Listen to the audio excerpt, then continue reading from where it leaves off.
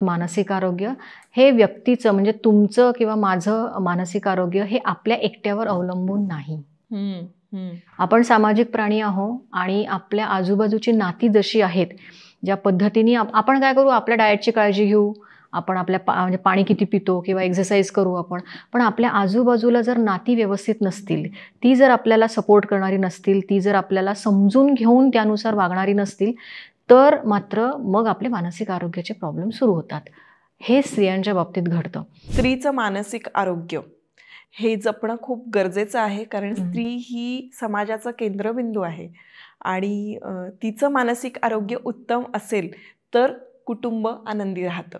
आणि म्हणूनच तिनं खुश राहणं, तिनं तिचा ताण जरा कमी करणं, तिला ताण येतोय ते समजून घेणं आणि इतरांनी सुद्धा समजून घेणं खूप गरजेचं आहे. त्यामुळे आज आपण स्त्रीच्या मानसिक आरोग्याबद्दल बोलूया. मेंटल हेल्थ म्हणजे वेडेपणा नाही. मेंटल हेल्थ म्हणजे तुम्ही रोजच्या आयुष्यामध्ये तुमचा मूड कसा सांभाळता, तुम्ही तुमच्या आयुष्यातील रोजच्या ज्या दैनंदिन घडामोडी आहेत त्याच्यातून येणारा ताण कसा सांभाळता, तुम्ही रोज व्यवस्थित झोप घेता का, तुमचं जे काही डाएट किंवा खाण्याच्या पद्धती आहेत त्या तुमच्या मानसिक आरोग्याला तुम्हाला आनंदी ठेवायला कारणीभूत होतात का, पूरक आहेत का किंवा पूरक आहेत का. तर ह्या सगळ्या गोष्टींचा विचार करणं. तुमची नाती कशी आहेत, पण मुलींना किमान बँकेचे व्यवहार कळतात का, मुलींना गाडी चालवता नीट येते का, म्हणजे इथे येऊन नंतर शिकण्यापेक्षा म्हणजे तुम्ही घरीच त्यांना इंग्रजीवर प्रभुत्व आहे का, कारण इंग्रजी ही जगाची भाषा आहे. मग बहुतेक व्यवहार इंग्रजीत होतात. त्याच्यानंतर त्यांना त्यांच्या शरीराची काळजी घेता येते, काय खावं काय नाही. म्हणजे पूर्वीच्या बायकांना कळायचं कॅल्शियम कशात, नाचणीतून कॅल्शियम मिळतं, हे आधीच्या स्त्रियांना कळायचं. आता स्त्रियांना, आपल्या ज्या मुली आहेत त्यांना हे कळतं का, त्यांची जडणघडण कशी होते आहे त्यावर आजच्या स्त्रीची मानसिकता अवलंबून आहे. अर्थात. पण ती मानसिकता बदलणं खूप गरजेचं आहे आणि त्यावर कुटुंबाने तर काम करायला पाहिजे, त्यासाठीच आपण सांगतो आहोत. पण स्त्रीनं तिच्यावर स्वतःवर अगदी काम करणं गरजेचं आहे. तर कशा पद्धतीनं काम केलं पाहिजे. चारची कॉफी स्मिता बरोबर या इन्फॉर्मेटिव्ह पॉडकास्टमध्ये तुमच्या सगळ्यांचं अगदी मनापासून स्वागत आहे. मागच्या एपिसोडमध्ये मी तुम्हाला म्हणाले होते की आपण आपला ताण, आपलं येणारं टेन्शन किंवा आपल्याला होणारा जो आता मानसिक त्रास आहे तो मॅनेज करणं फार गरजेचं आहे. आणि म्हणूनच डॉक्टर वृषाली राऊत आपल्याला इथे मार्गदर्शन करणार आहेत. त्या मानसोपचार तज्ज्ञ आहेत आणि मी त्यांचे काही पॉडकास्ट पाहिले होते. तिथे त्यांनी इतक्या छान पद्धतीनं सांगितल्यानंतर मला असं वाटलं की ह्या जर आपल्या पॉडकास्टमध्ये आल्या आणि यांनी काही विषय आपल्याला समजावून सांगितले तर काय बरं होईल. आणि माझ्या या विनंतीला मान देऊन त्या आज इथे आलेल्या आहेत आणि इथून पुढे 3 एपिसोड त्या आपल्याबरोबर असणार आहेत. स्त्रीचं मानसिक आरोग्य, पुरुषांचं मानसिक आरोग्य आणि नातेसंबंधांमधलं आपलं मानसिक आरोग्य कसं जपायचं, आपण कुठल्या स्टेप्स उचलायला हव्यात, काय करायला हवं, एक्झॅक्टली आत्ता समाजामध्ये कुठल्या गोष्टी गरजेच्या आहेत आणि काय घडतायत, या संदर्भातला सगळा आढावा आपण आता या पुढच्या पॉडकास्टमध्ये घेणार आहोत. 3 एपिसोड ते असणार आहेत. त्यांचं आपण स्वागत करूया. नमस्कार डॉक्टर वृषाली राऊत, खूप मनापासून धन्यवाद. तुम्ही विनंतीला मान देऊन इथे आलेला आहात आणि 18 वर्ष झाले तुम्ही वेगवेगळ्या क्षेत्रांमध्ये काम करताय. खूप सारा अनुभव आहे, प्रॅक्टिस केलेली आहे. तुमचं शिक्षण कुठे झालं? मी मूळची नागपूरची आणि नागपुरातच माझं शिक्षण झालं. नागपुरातून इन्स्टिट्यूट ऑफ सायन्स हे बऱ्यापैकी म्हणजे जुनं आणि ब्रिटिशांच्या काळातलं जे इन्स्टिट्यूट आहे तिथून माझी BSc डिग्री झाली आहे. BSc इन मॅथमॅटिक्स, म्हणजे मी गणिताची स्टुडंट आहे. पण MSc ऍडमिशन घेतल्यानंतर मला असं जाणवलं की ते फार थेरॉटिकल होत आहे. म्हणजे ते फार आकडेमोड आणि याच्यात जाण्यापेक्षा आपण असं काहीतरी करावं की ज्याच्यात लोकांशी संबंध येईल. आणि मी फार विचारपूर्वक, अर्थात घरच्यांचा पाठिंबा होता म्हणून मी इंडस्ट्रियल सायकोलॉजी हा एक म्हणजे किंवा ऑर्गनायझेशनल सायकोलॉजी म्हणजे कामाच्या ठिकाणी जे लोक असतात त्यांच्या वर्तणुकीशी संबंधित, त्यांच्या आरोग्याशी किंवा त्यांची प्रोडक्टिव्हिटी कशी वाढवता येईल अशा पद्धतीच्या विषयामध्ये मी पोस्ट ग्रॅज्युएशन केलं नागपुरातूनच. बरोबर. आणि त्याच्यानंतर मी 2006 पासून पुण्यात आहे आणि 2006 पासून मी वेगवेगळ्या मल्टीनॅशनल्समध्ये काम केलं आहे, कारण मी IT मध्येच सुरुवात केली आय टीच्या मल्टीनॅशनल्समध्ये मी HR म्हणून काम केलं आहे. तर सुरुवात माझी सीड इन्फोटेक नावाच्या कंपनीतून झाली होती. ती बऱ्यापैकी फेमस कंपनी आहे आणि सीड इन्फोटेक नंतर ती खूप आयडियल म्हणजे असं आदर्श अशी सुरुवात होती आणि ते खूप शिकायला मिळालं. अर्थात पहिली कंपनी म्हणजे जे द्यायला पाहिजे ते सगळं मिळालं. त्याच्यातून मी टिएटो नावाच्या एका कंपनीत गेले. टिएटो ही एक फिनलँडची कंपनी आहे. त्यानंतर थॉटवर्क्स नावाच्या एक अशा खूप क्रिएटिव्ह कंपनीत मी काम केलं आहे, जी अर्थात गुगलच्या बरोबरीची समजली जाते आणि तिथली अर्थात रिक्रुटमेंटची पद्धत किंवा HRच्या पॉलिसीज या प्रचंड वेगळ्या आहेत. आणि त्यानंतर मी एक सबन सॉफ्टवेअर नावाची कंपनी, जी आता कॉग्निझंटचा भाग आहे, त्याच्यात 4 वर्ष काम केलं HR म्हणून. त्यानंतर मी माझी PhD सुरुवात केली होती म्हणजे सबनमध्ये काम करत असतानाच. तर त्याचा विषय जो होता तो IT क्षेत्रातील लोकांचे मानसिक आरोग्य. कारण मी स्वतः IT मध्ये कार्यरत होते आणि मग मी ITच्या मानसिक आरोग्यावर PhD सुरू केली आणि ती मी 2014ला संपवली करून. आणि अर्थात त्याच्या अनुषंगाने किंवा त्याच्या बेसिसवर मला सिमन्स PLM नावाची जी म्हणजे जर्मन कंपनी आहे सिमन्स, त्यांची सिमन्स PLMची जी एक उपकंपनी म्हणता येईल, तर तिथे मला एका डिपार्टमेंटनी एका स्पेशल रोलमध्ये हायर केलं आणि त्या ठिकाणी मला माझं PhDमध्ये जे केलं होतं मी थेअरीमध्ये, ते प्रॅक्टिकल करायची संधी मिळाली. तर मी 4.5 वर्ष सिमन्सला होते, फुल टाईम रोलमध्ये होते, जिथे मी कामाच्या ठिकाणचं मानसिक आरोग्य या विषयावर अनेक प्रयोग केले आहेत. आणि ते फार काळाच्या पुढे होते, कारण 2019 पर्यंत या विषयावर भारतात कोणी बोलत नव्हतं की कामाच्या ठिकाणचं मानसिक आरोग्य कसं चांगलं राखता येईल किंवा प्रोडक्टिव्हिटी जर वाढवायची असेल तर लोकांना आनंदी का ठेवावं किंवा एम्प्लॉईज आनंदी का असायला हवे. आणि त्याच्यानंतर मी मध्ये 1.5 वर्ष अकॅडमिक्समध्ये पण होते as a full time professor म्हणून. आणि त्यानंतर मी 2021ला माझं पहिलं पुस्तक प्रकाशित केलं, कामगारांचे मानसिक आरोग्य, ज्याच्यामध्ये केवळ म्हणजे आमच्या सॉफ्टवेअर इंजिनियर्सचं नाही पण कलाकार लोकांच्या मानसिक आरोग्यावर एक वेगळं प्रकरण लिहिलेलं आहे. आणि त्याच्यानंतर मी अर्थात कॉर्पोरेटमध्येच परत म्हणजे रुजू झाले. मध्यंतरीच्या काळात कोरोनाच्या वेळेला मला बऱ्यापैकी तब्येतीचा त्रास झाला, तर तो थोडा ब्रेक झाला करिअरमध्ये. पण त्या काळात मी माझं मग दुसरं पुस्तक लिहून काढलं, जे कोविड नंतरचं मानसिक आरोग्य जे आहे, पोस्ट कोविड मेंटल हेल्थ असं म्हणता येईल.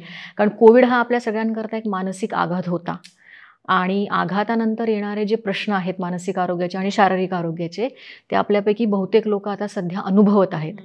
आणि त्यावर मी माझं दुसरं पुस्तक मानसिक आघात समजून घेताना, जे न्यू एरा पब्लिकेशन आहे पुण्यातलं प्रसिद्ध, त्यांनी पब्लिश केलं आहे, ज्याचा रिस्पॉन्स खूप चांगला आहे.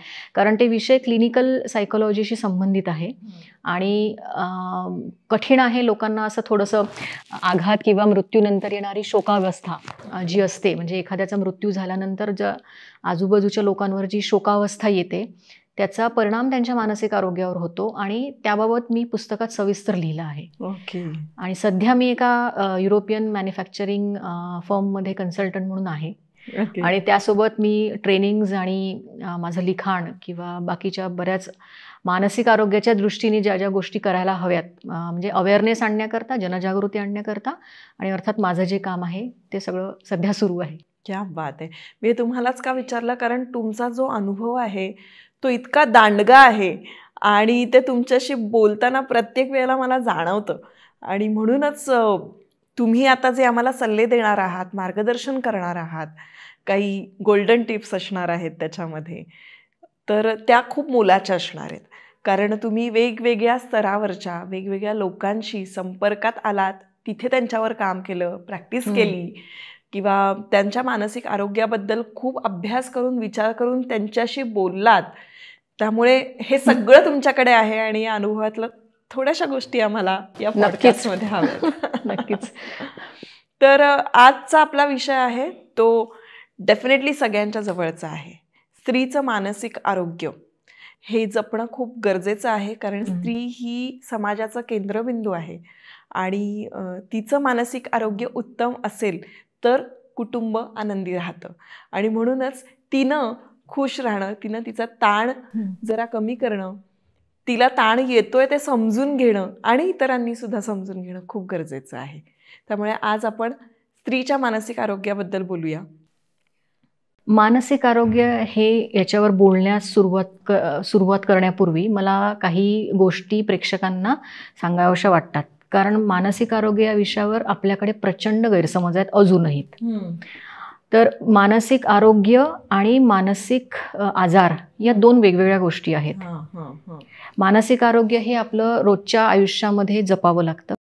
मानसिक आजार उदाहरणार्थ छिन्नमनस्कता म्हणजे सिझोफ्रेनिया, बायपोलर डिसऑर्डर, हे जे किंवा ADHD आहे, अतिचंचलतेचा आजार आहे, किंवा डिसोसिएटिव्ह पर्सनॅलिटी डिसऑर्डर आहेत. या ज्या आजार म्हणता येतील अशा गोष्टी या फार कमी लोकांमध्ये आढळतात. किंवा आता जसं म्हणता येईल की ऑटिझमचा जो एक प्रकार आहे तो पण त्याच याच्यात येतो.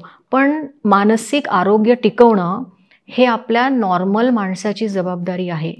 आपल्या रोजच्या आयुष्यामध्ये आपल्याला मानसिक आरोग्य कसं टिकवायचं हे महत्त्वाचं आहे. आणि ते सध्या लोकांना कळत नाही. लोकांना असं वाटतं की आम्ही वेडे आहोत का, मला काहीही झालं नाही आहे आणि मला कशाला म्हणजे वेड्यांच्या हॉस्पिटलमध्ये जायची गरज आहे. तर मानसिक आरोग्य किंवा मानसिक मेंटल हेल्थ म्हणजे वेडेपणा नाही. मेंटल हेल्थ म्हणजे तुम्ही रोजच्या आयुष्यामध्ये तुमचा मूड कसा सांभाळता, तुम्ही तुमच्या आयुष्यातील रोजच्या ज्या दैनंदिन घडामोडी आहेत त्याच्यातून येणारा ताण कसा सांभाळता, तुम्ही रोज व्यवस्थित झोप घेता का, तुमचं जे काही डायट किंवा खाण्याच्या पद्धती आहेत त्या तुमच्या मानसिक आरोग्याला तुम्हाला आनंदी ठेवायला कारणीभूत होतात का, पूरक आहेत का किंवा पूरक आहेत का. तर ह्या सगळ्या गोष्टींचा विचार करणं, तुमची नाती कशी आहेत तो तर सगळ्यात महत्त्वाचा भाग आहे. तो आपण पुढे बोलू पुढच्या एपिसोडमध्ये. कारण नात्यांशिवाय मानसिक आरोग्य शक्य नाही. तर ह्या सगळ्या गोष्टी आपल्या मानसिक आरोग्यामध्ये येतात. म्हणजे तुम्हाला वाटेल डायटचा काय संबंध मानसिक आरोग्याशी, नाही. स्त्रियांना जर अपुरं पोषण मिळत असेल तर स्त्रियांच्या मानसिक आरोग्यावर परिणाम होतो आणि मग त्यांचे मूड स्विंग्स आणि बाकीच्या गोष्टी होतात. त्याच्यावर आपण बोलूच पुढे. तर मानसिक आरोग्य हे समजून घ्या आधी काय येतं, आणि एकदा समजून घेतलं की मग आपल्याला त्याला नीट कसं ठेवायचं याचा विचार करता येतो. आता येतं स्त्रीचं मानसिक आरोग्य.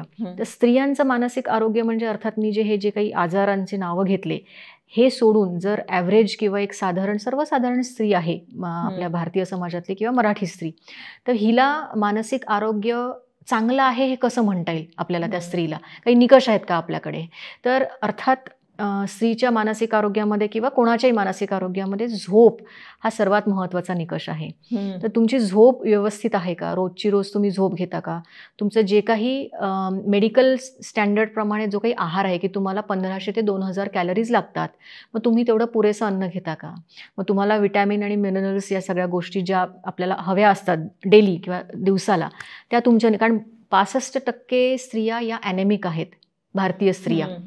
म्हणजे त्यांना रक्ताची कमतरता जाणवते. आता रक्ताची कमतरता असेल तर तुम्हाला अर्थात अशक्तपणा येईल, तुमची चिडचिड होणार, तुम्हाला काम जमणार नाही, मग तुम्ही काय म्हणाल, मोटिवेटेड राहता तुम्ही सतत. अर्थात मग अभ्यासात लक्ष लागत नाही, कामात लक्ष लागत नाही, तुम्ही तुमच्या नात्यांना वेळ देऊ शकता, विश्वास कमी होतो अल्टिमेटली आणि त्यांनी हिंमत कमी होते.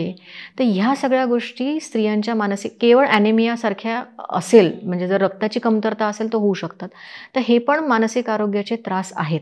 तर हे सगळे निकष आपण जर स्त्रियांना लावलेत तर मुख्यत्वे करून पाळीच्या समस्या जर असतील तर स्त्रियांना मानसिक आरोग्याचे जे मूड डिसऑर्डर विशेष करून म्हणता येईल, ज्यात डिप्रेशन येतं, चिंता येते, मूड वर खाली होणं जे असतं ते येतं, यानंतर झोपेच्या समस्या येतात, वजनाच्या समस्या येतात. म्हणजे वजन एखाद्या म्हणजे वजन आपला समजा माझी 5'2" हाईट आहे तर मला किती वजन असायला हवं, शक्यतो 55 ते 56-57 पर्यंत.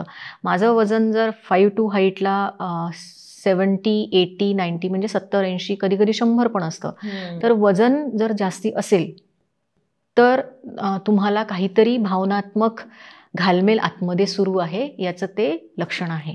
तर स्त्रियांचं मानसिक आरोग्य हे ज्या कोणी सगळ्या स्त्रिया बघत आहेत त्यांनी हेच समजून घ्या की या काही मी गोष्टी सांगितल्या ह्या निकषांवर जर कुठेतरी तुम्हाला गडबड जाणवत असेल तर आपल्याला नक्कीच आपलं मानसिक आरोग्य कुठे जात आहे हे चेक करणं गरजेचं आहे, जपण्याची गरज आहे. आणि मला असं वाटतं की तुम्ही म्हणालात तसं तो जो ताण आहे तो निघून जाणं गरजेचं आहे. ताण म्हणजे कचऱ्या समान आहे, त्याचा प्रॉपर निचरा झाला पाहिजे, तो वेळच्या वेळी झाला पाहिजे.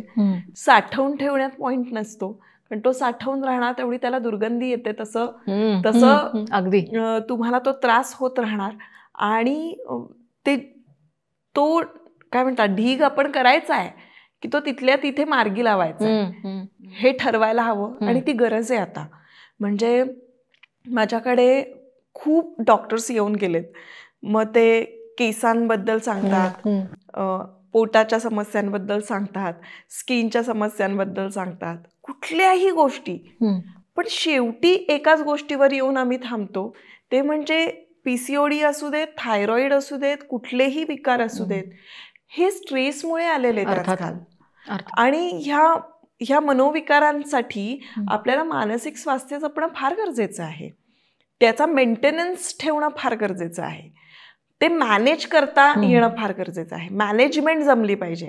आणि आजकाल ना ही मॅनेजमेंट जमत नाही. म्हणून मला आयुर्वेदाचा तो आधार घेऊन खूप छान वाटतं जेव्हा डॉक्टर येतात आणि सांगतात, कारण तुमचा आहार कसा आहे, तुमचा विहार कसा आहे आणि तुमचे विचार कसे आहेत, याच्यावर तुमचं मानसिक आरोग्य ठरतं 100%. सो तो विचारांच्या बाबतीत ती जी मॅनेजमेंट आहे ना, ती जमत नाही. तर आज त्याबद्दल सांगा की असा जर ताण येत असेल, सपोज गृहिणीला हा ताण येतोय, किंवा आजकाल गृहिणी तर आहे पण ती बाहेर जाऊन सुद्धा काम करते, तिच्यावर जबाबदाऱ्या वाढल्यात, त्यावेळेला जो येणारा ताण आहे, नातेसंबंधांचा ताण आहे, तो मॅनेज कसा करायचा? इतिहासातलं एक उदाहरण देता येईल अर्थात. आणि महाराष्ट्राला ज्या एका स्त्रीने घडवलं आहे, तर ती स्त्री कशी होती, म्हणजे जिजाबाईंचं आपण जर उदाहरण घेतलं इथे, तर आता त्यांचा जन्म होता 1598 मधला.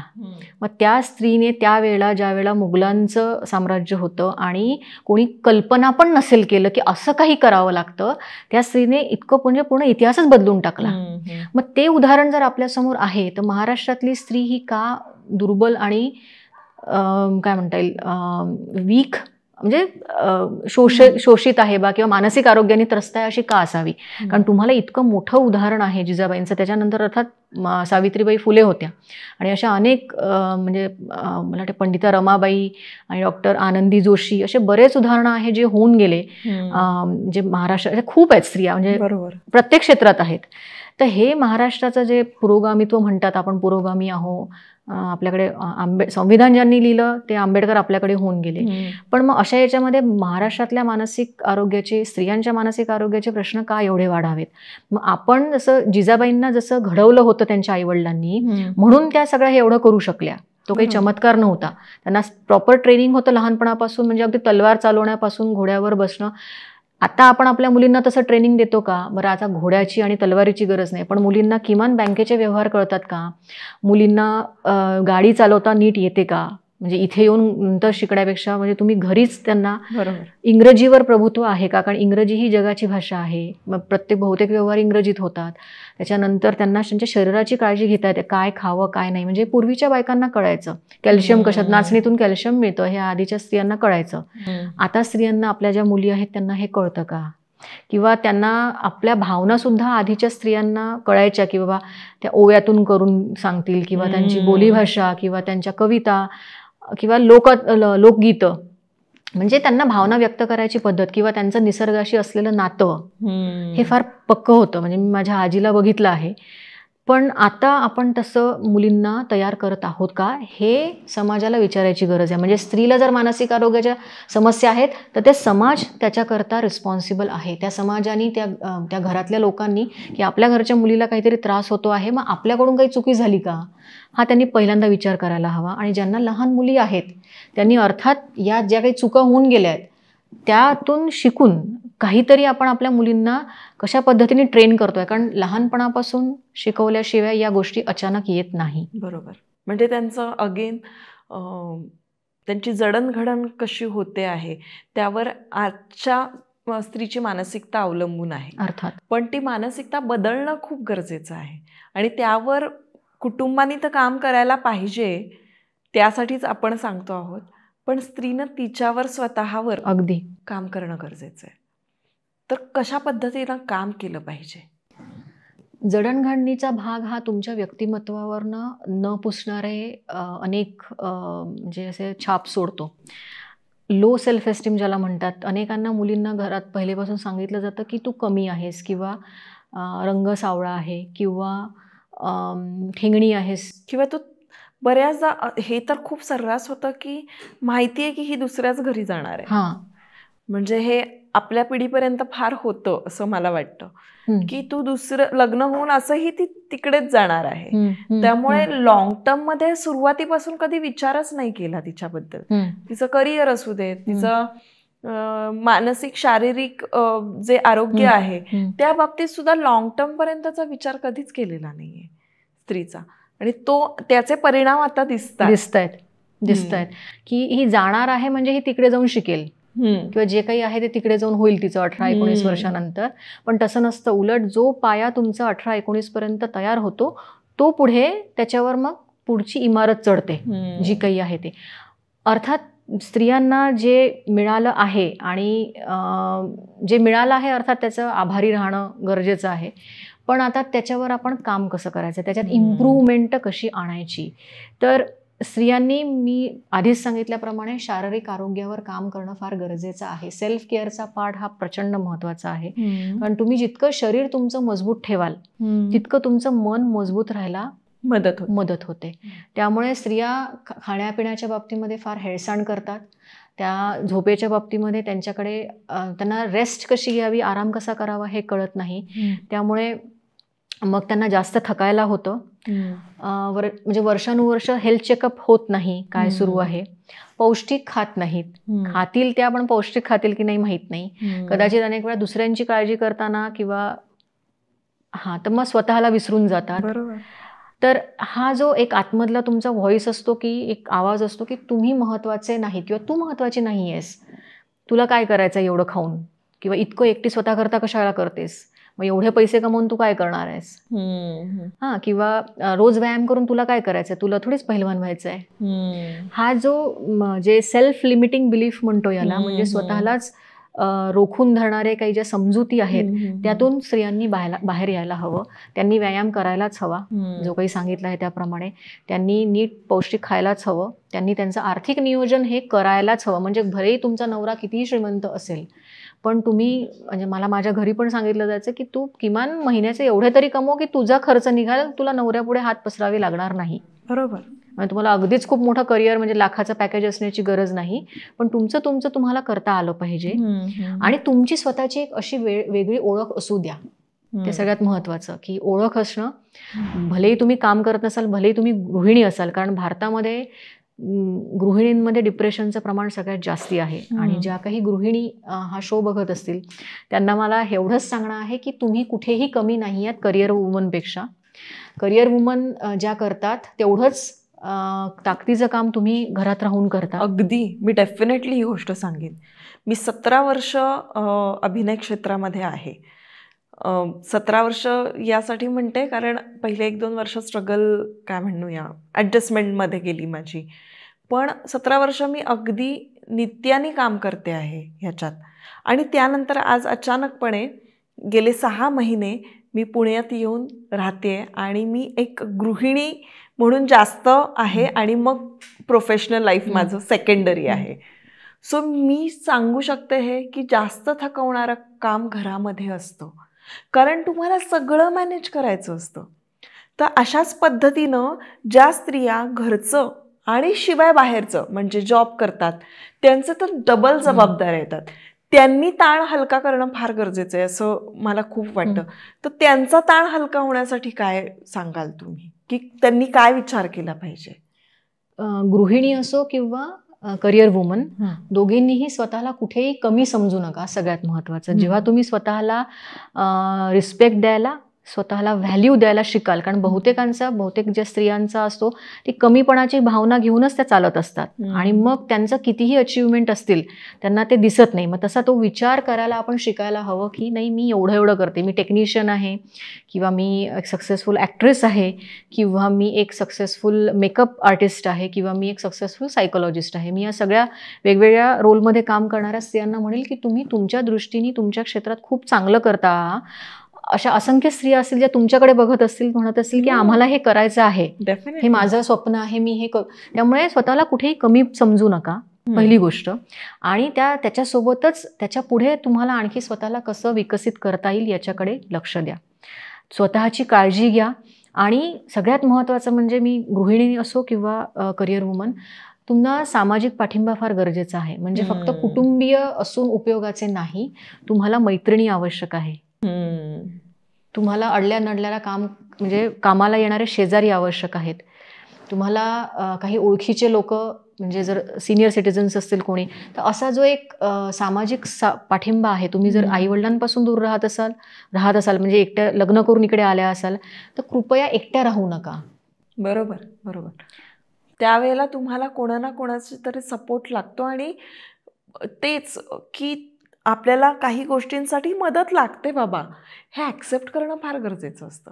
बऱ्याचदा आपण लढण्याच्या नादामध्ये या गोष्टी ॲक्सेप्ट करत नाही, की माझ्या पण काही नीड्स आहेत, माझ्या गरजा कंप्लीट करणं ही जबाबदारी माझी आहे, माझ्या भावनांची काळजी घेणं ही माझी जबाबदारी आहे.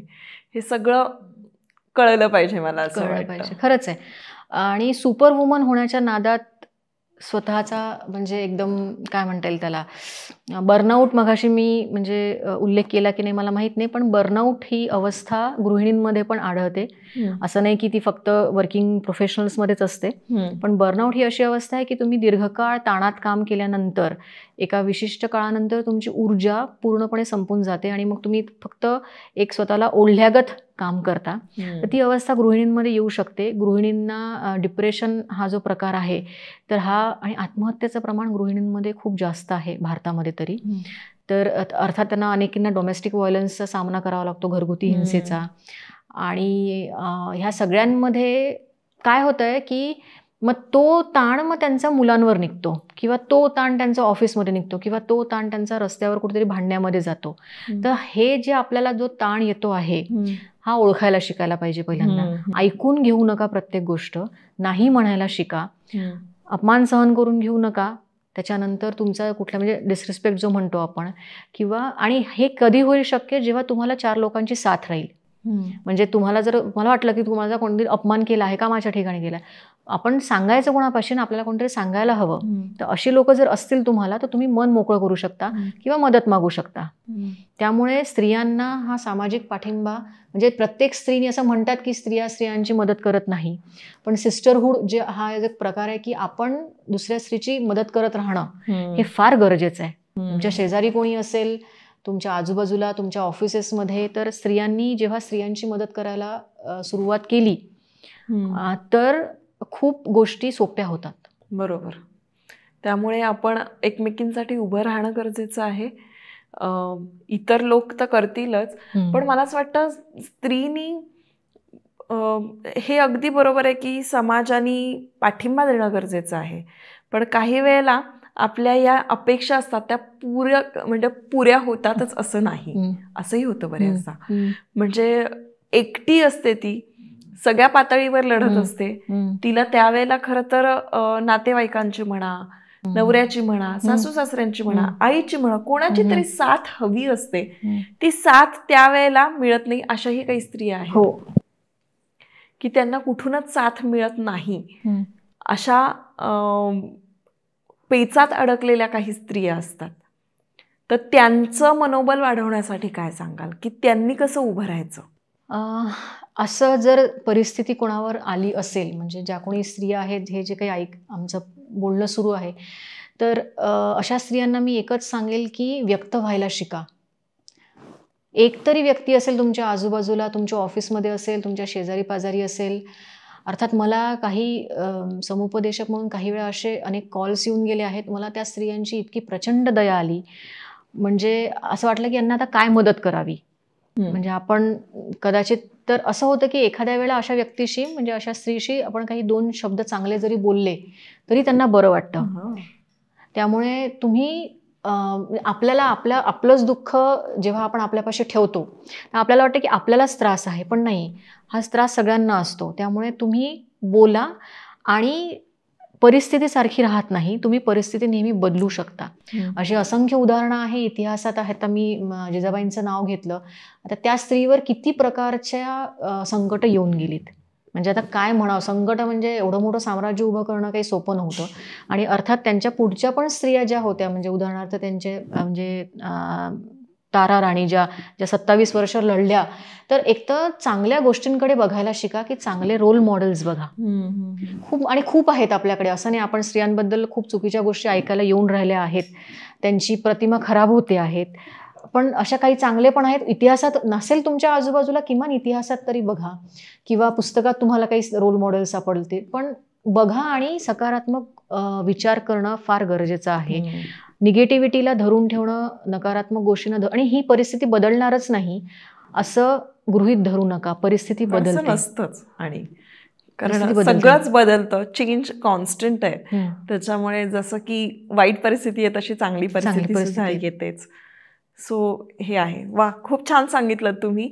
आता या आपल्या गृहिणींसाठी किंवा वर्किंग वुमन आहेत किंवा आणखीन वेगवेगळ्या क्षेत्रामध्ये काम करणाऱ्या महिला आहेत, यांच्यासाठी काही गोल्डन टिप आहे का तुमच्याकडे?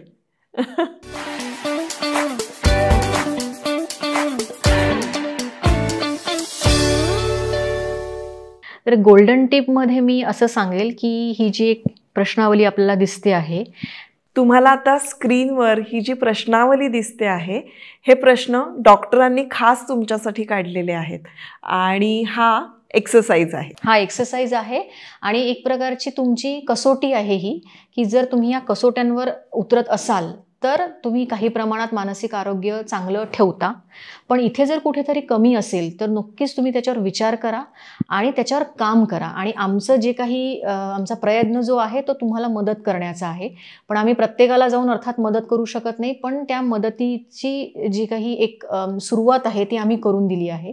याच्या पुढे ते बदल जो आहे, जो काही सकारात्मक बदल तुम्हाला घडवायचा आहे, तो कशा पद्धतीने घडवायचा याच्याकरता हे प्रश्न तुम्हाला नक्कीच मदत करतील.